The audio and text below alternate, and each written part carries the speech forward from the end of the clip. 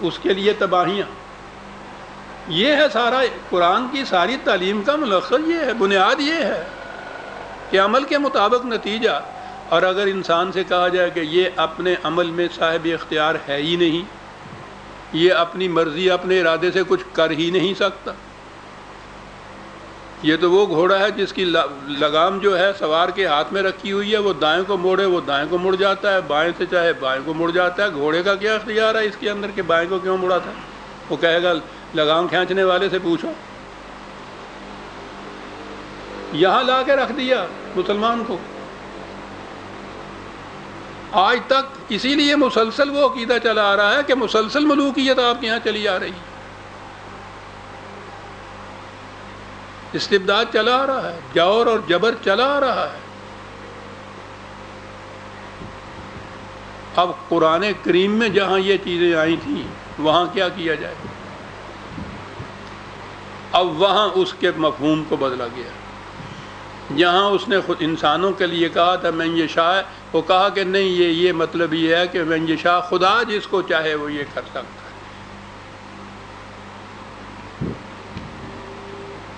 وہ کہتا یہ ہے کہ اگر یہ کچھ تم کرو گے تو یاد رکھو جہنم میں ڈالے جاؤ گے. اور اس کے بعد یہ ہے من یشاء، جس کو چاہے گا جہنم میں ڈال دے.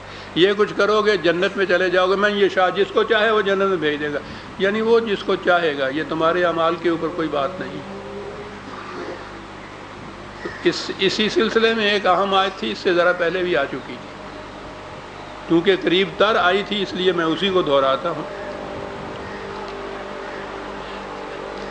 76/29 بڑی اہم یہ حوالے ہیں، یہ لکھ لیجئے، پھر نہیں یہ چیزیں سامنے آئیں گی اور یوں آسانی سے آپ کو حوالے ملیں گے نہیں.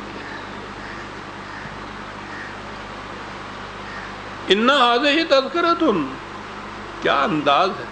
یہ جو کچھ ہم نے کہا، یہ پورا قرآن جو ہے یہ تو تمہارے لیے ایک یاد دہانی ہے، ایک عبرت کا تذکرہ ہے، موعظت ہے. فَمَنْ شَاءَ اتَّخَذَ إِلَىٰ رَبِّهِ سَبِيلًا، جس کا جی چاہے اس کے بعد اپنے خدا کی طرف جانے والے راستے کو اختیار کر لے. یہ رہنمائی ہے ہم نے جو تمہیں دے دی ہے، سائن پوسٹ ہے جو چوراہے پہ لگا دیا ہے کہ یہ راستہ گلبرگ کو جاتا ہے، یہ شہر کو جاتا ہے. اب تم میں سے جو مسافر جون سا راستہ چاہے اختیار کر لے. یہی ہے قرآن کی تعلیم، یہی ہے مکافات عمل. فَمَنْ شَاءَ اتَّخَذَ إِلَىٰ رَبِّهِ سَبِيلًا، جس کا جی چاہے. آگے ہے وَمَا تَشَاءُونَ إِلَّا أَن يَشَاءَ اللَّهُ، اور اس کا ترجمہ اور تفسیر کی گئی. پہلے سن لیجئے، من شاء، فمن شاء اتخذ، جس کا جی چاہے خدا کی طرف جانے والا راستہ اختیار کر لے. پھر میں یہ عرض کروں گا، آپ محروم ہو رہے ہیں قرآن کی تعلیم سے. نسخے قرآن کے آپ کے سامنے ہوتے تو آپ دیکھتے ہیں الفاظ کو. جس کا جی چاہے خدا کی طرف جانے والا راستہ اختیار کرے، من شاء اتخذ، واضح ہے. اور آگے جناب وما تشاءون الا ان یشاء، اس کا ترجمہ یہ کیا لیکن تم تو اس کے خلاف چاہ ہی نہیں سکو گے جو خدا چاہتا ہے. کیا بات ہے اس خدا کی. ہم نے تمہیں آنکھیں دے دی ہیں، جو جی میں آئے دیکھو، لیکن تم تو وہی دیکھ سکو گے جو ہم دکھانا چاہیں گے. تو یہ آنکھیں کاہے کو دے دی؟ یہ کاہے کو کہہ دیا کہ تمہارا جو جی چاہے دیکھو ان آنکھوں سے، جب اس کے بعد کہا کہ نہیں صاحب تم اپنی آنکھوں سے اپنی مرضی کے مطابق کچھ نہیں دیکھ سکو گے، وہی دیکھ سکو گے جو ہم دکھانا چاہیں گے. تو کہاں گیا انسان کا اختیار و ارادہ؟ کہاں گئی یہ ساری تعلیم قرآن کریم کی؟ اور پھر اس کے خلاف شکایت بھی نہیں کر سکتے کہ یہ تو آپ نے ہی کرایا تھا ہم سے. توبہ توبہ کہتے ہیں معاذ اللہ، ایسا نہ کہنا کہیں خدا کے حضور یہ کہو گے دوہری سزا ملے گی تمہیں.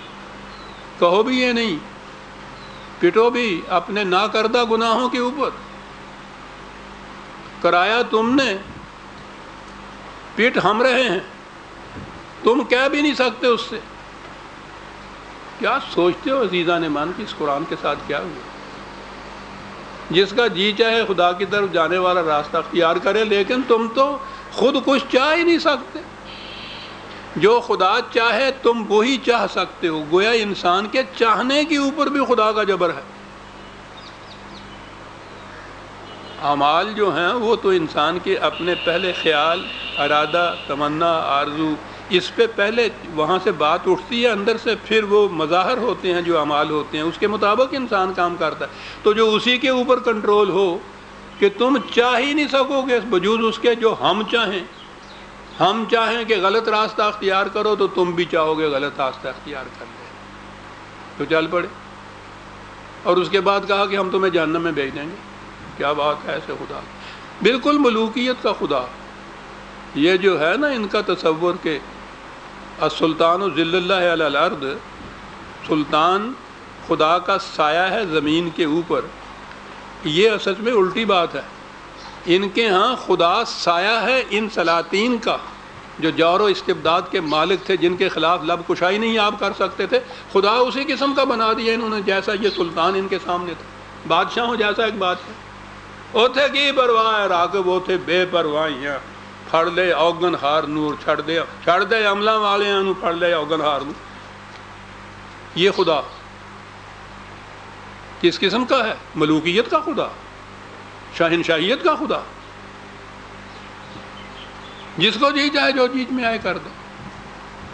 خدا کا تصور جو تھا وہ اپنے ہاں کے سلاطین کے مطابق پیدا کیا، تو اس کے لیے تو یہ چیز تھی نا کہ تم ان کی مرضی کے خلاف چاہ ہی نہیں سکتے۔ اختیار تمہیں دیا گیا ہے، لیکن تم دیکھو ان کی اشارہ ابرو کی طرف کہ وہ کیا چاہتے ہیں، جو وہ چاہیں وہ چاہو تم۔ اب یہ جتنا انسان کے چاہنے والی آیات تھیں کہ تم جو چاہو کرو، اس کے ساتھ یہ لگا دیا کہ یہ ٹھیک ہے، ہم کہتے ہیں جو چاہو تم کرو، تمہارا اختیار ہے، لیکن تم تو خود کچھ چاہ ہی نہیں سکتے، کر نہیں سکتے والی بات نہیں، چاہ نہیں سکتے جو اس کے خلاف جو ہم چاہیں گے۔ عزیزان من، یہ ہے آپ کے ہاں قرآن کے وہ اختیار و ارادے والی جتنی آیات ہیں، ان کے متعلق یہ ساتھ اس کے شرط لگائی ہوئی ہے۔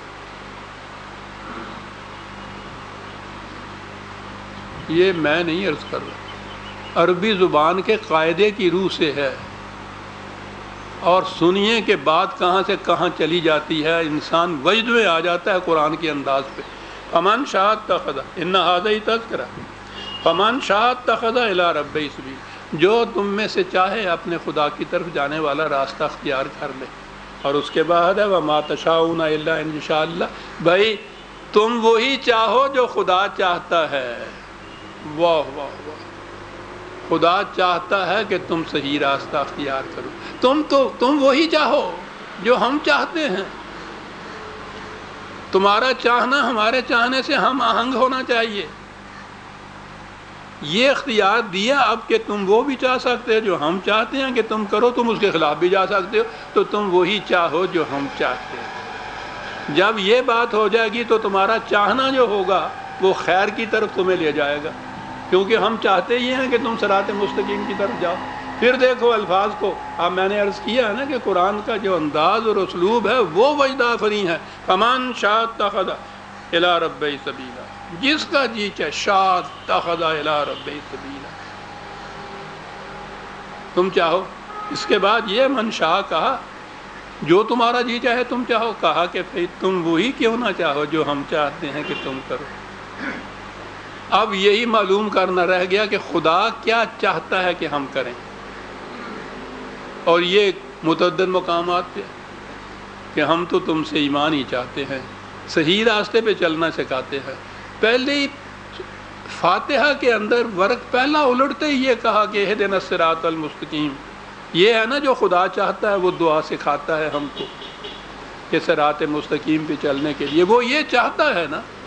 تو یہاں جہاں جو کہا کہ بھائی جو تم چاہتے ہو وہ تم کرو، اس کے بعد یہ کہا کہ پھر تم وہی کیوں نہ چاہو جو ہم چاہتے ہیں، اور جو ہم چاہتے ہیں وہ قرآن میں ہم نے ورق کے اوپر بتا دیا ہے کہ ہم کیا چاہتے ہیں۔ ایسا جو مقام آ گیا، ہم کیا چاہتے ہیں تم کرو، ہم نہیں کراتے تم سے جبرن۔ یہ تم یہ معلوم کرو کہ ایسے مقام پہ ہمارا خدا کیا چاہتا ہے، تم وہی چاہو جو ہم چاہتے ہیں۔ اب خدا ایک محبوب بن گیا، یہ تو شان محبوب